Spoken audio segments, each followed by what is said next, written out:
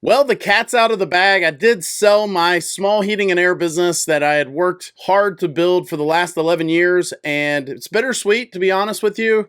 But I wanted to do this video talking about why I sold the business, but also give you some tips. If you're own some sort of business and if I can help in any way, I want to give you a few tips that I learned the hard way, I think, that might help you. So first of all, why did I sell my business? I tell you, I sold my business recently. We closed during this recording, maybe just a few days ago, but obviously there's more to it than that. So it's been kind of coming for the last couple months. For me, it was not an easy decision. This was not, oh, I've got a buyer and I'm ready to just sell my business and be done with this. It wasn't an easy decision. I had to consider a lot of things. I had to consider things personally. I had to consider things professionally and what made the most sense. Now, I do feel very blessed in this. I feel blessed that I was able to even have that opportunity and have other opportunities to be able to make that leap. But if I could back up a little bit on why I sold the company, I got to a point with my business where every year it was growing, right? And my biggest challenge, I live in a small area, and the area I live in is somewhat unique. So a lot of folks that live here or own houses here are folks that have either retired to this area, they like being near the water. I live near the coast of Virginia, or there's someone that owns a second home here. So a lot of these folks are a little more well off than your average Joe, at least compared to where I grew up. We did not do a lot of financing at my company, so a lot of folks were a little well off. But because they're a little more well-to-do, they expect some good service. They expect when you come to their home that you're going to take care of them, you're going to take care of their home, and so on. And so my biggest challenge in this business became finding good help. Not just finding folks that wanted to work and do the work and learn the trade and all of that, but also finding folks that prescribed to that system of taking care of customers, good hospitality, and doing a good job all in all. It just became a big challenge for me. I did find some good folks, but it took me a long time to find those folks. I hired 60 people to find one good one. It was just constantly dealing with folks that just didn't want to do that type of work, I guess. Finding folks that wanted to do a good job, wanted to take care of the customers, wanted to work for someone younger than them. That was a challenge that I dealt with from time to time. Or if they weren't older than me, if they were younger than me, then they felt sometimes somewhat entitled, just the way things are, just good help became really hard to find. So after doing that for a while, one of my challenges that I learned was that training folks, in fact, the company that I sold to, I think they have a good program. They have a good system in place for training their employees. I think that's where the companies that do well, that's where they shine. But for me, I now do this YouTube channel. I also have some other ventures that I do, and it just became much more of a challenge to be involved in everything from A to Z, everything from being there for the customers and doing a good job and going to job sites if there was a head scratcher, but also in addition to that, now training these employees that in some cases didn't want to be trained. They didn't want to go to sit in a classroom and learn from me or learn from others. I had signed up for this program to help train my employees, and only one of them, best as I could tell, really only one was taking any of those classes. To summarize, it's just finding good help. It just became a big challenge. Now, I was working through that challenge. I had found a couple good ones. I had a couple guys that almost became family, and we had gotten up to 11 employees, and although some of those folks were really good, it just still became our biggest challenge. It became, even the guys that worked with me that were great folks, finding some junior techs to work with those, or apprentices or helpers, whatever you want to call them, but just finding folks that wanted to show up on time and do a good job and have a good attitude just became such a chore. So honestly, that started to wear on me after a while, but because I had other ventures and other opportunities, I felt torn. I felt honestly somewhat held back at times because I was having to get in there and deal with the day-to-day of some of this stuff that, to be honest with you, was not very profitable at times. It wasn't like I was dealing with a bunch of hoo-ha and I was receiving a bunch of compensation for that. And so when I was doing these other ventures that were doing really well, I felt torn. I was burning the candles at both ends at times. There was multiple times when I considered selling the company or doing something different. and so on. So fast forward to about a month or two ago, I was presented an opportunity, a job opportunity, where I would get to train other folks. So I'll become a trainer and working for this company, helping contractors and helping train these newer technicians and so on, which is kind of ironic since that was my biggest challenge, but it was just a great opportunity. It was kind of a no-brainer. I don't have to have the stress and some of the things I was dealing with as a business owner. I got to get rid of the negative, but still have the positive, if that makes sense. So when I was presented this opportunity, I had a big decision to make. Not only am I now going to decide whether or not I'm going to sell my company, but now who am I going to sell to? And that was a big decision for me. I had multiple companies that had presented an offer or at least wanted to. Some of those companies were large. Some of those were, I don't want to say small, but smaller than those large companies. Some of the companies were not local. They were far away and they were interested in just acquiring businesses in general. And ultimately, because of all of that, I finally decided on a company that was actually a competitor of mine for years.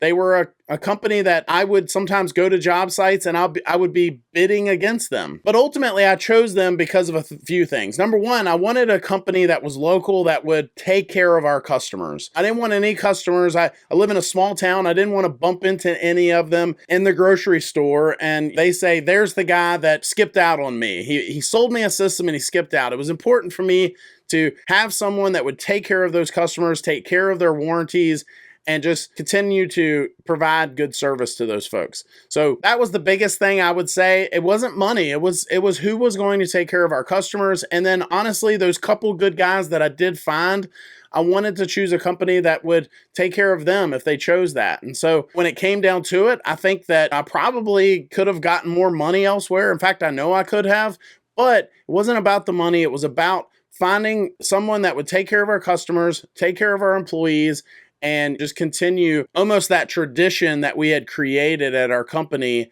to take care of folks. So now that I've kind of covered why I sold the company, I want to give a few tips out there for anyone that maybe you might be selling a business someday soon, or you may not have ever even considered it, but some of these tips might help you in the long run, because I can tell you, there were times in my life I thought I would never sell, right? I thought this company that I've built is what I'm going to do. I'm never going to retire. I'm going to just continue to do this as time goes on. And as I get older, I'll find folks that can do things that I can't physically, and we'll just continue to do this thing for years to come. So depending on your situation, I do think that some of these tips might help you. So I've got 6 tips for you. I'm going to run through them quickly. Number 1, operate like you might sell someday. And so that is all encompassing. I think that goes from the folks you hire, the systems you have in place, that goes to the branding that you have in place. If I would have known that I was going to sell, I probably would have done my branding a little different with the company. My particular company, it was my name on the side of our trucks. And so I might have done things a little different there.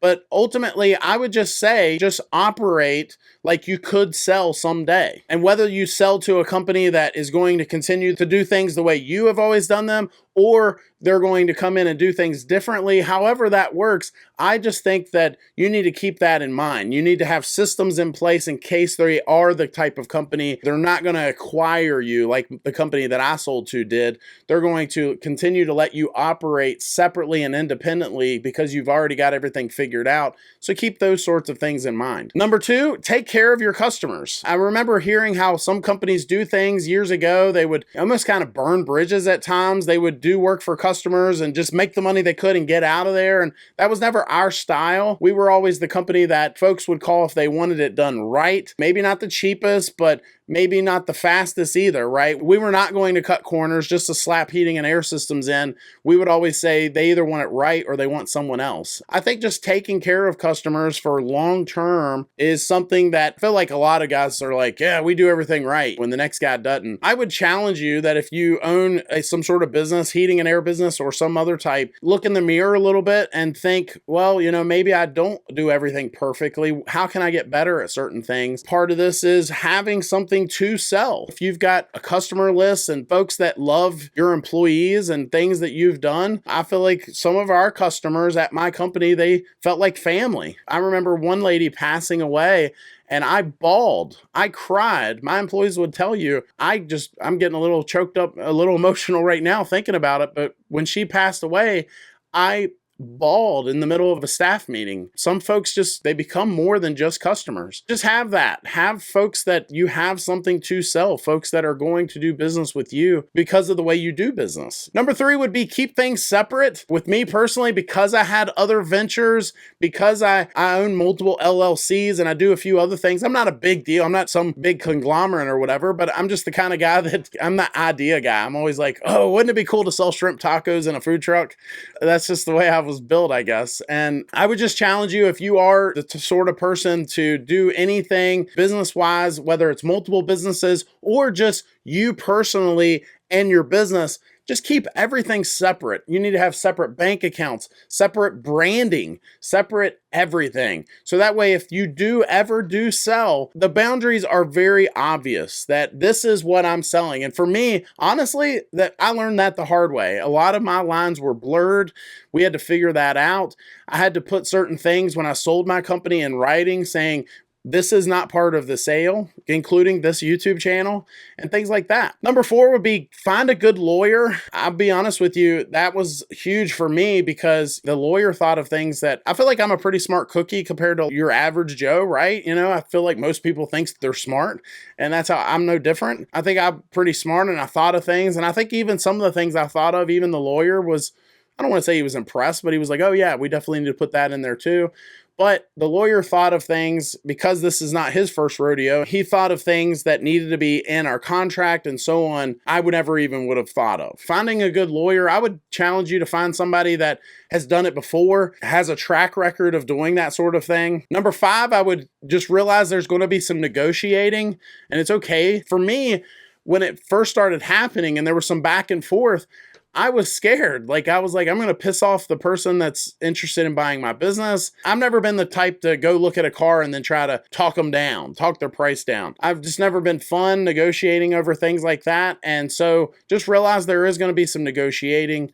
Realize that it's okay to say, hey, these things I'm willing to negotiate. There are things that I'm not. There are lines here and I'm going to set boundaries, and just realize that there's going to be some back and forth and there's going to be some counter offers and things like that. I can't say how all states do it or how all sales are done. I know there's sometimes that there's going to be a broker involved and so on. With us, there was actually a letter of intent and my lawyer wanted to get all the big things negotiated before we got to any sort of contracts or asset agreements. I thought that was good, but I know that there are other ways of doing that. But after that letter of intent was done, then there was the asset agreement and figuring all the kinks out and so on. So finally, my last tip would be understand that it's not yours anymore. If you do sell that company and you go to close, for me, that's been a little tough. It's not mine anymore. They're not my customers.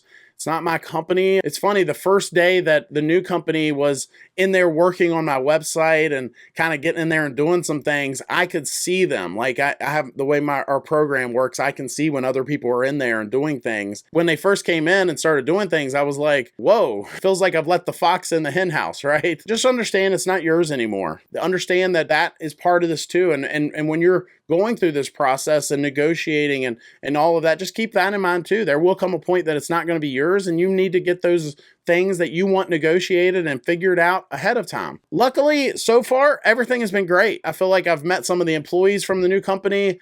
They've been great. I'm excited about, again, the new job. In fact, the new job that I'll be taking, I'll be interacting and doing some trainings with the company that bought my company. So all that's kind of cool. But I will say, I have heard horror stories from people that have either sold their company or tried to sell their company from companies or individuals that kind of did them wrong. And so I would just be very careful. Make sure your lawyer is involved in a lot of your decisions, making sure that you're not getting ahead of yourself, making sure that there's something binding in place. I remember one of my mentors said to me, don't give them the customer list until check's in hand. I don't know that I quite did it that way, but just understanding that as you're doing this, that there are folks out there that, again, this has not been my experience, but I have heard horror stories where folks will get your customer list and then not go to close. Things like that. Make sure there's an NDA in place before you even talk to them. How about that? Having a non-disclosure agreement of some type in place before you start having some of those tough conversations. So I think there is a right and wrong way of doing things, but there are some not so good folks out there, and that's kind of scary too. So aside from the lawyer, if you have someone you could talk to that's done it before, a mentor, if you will,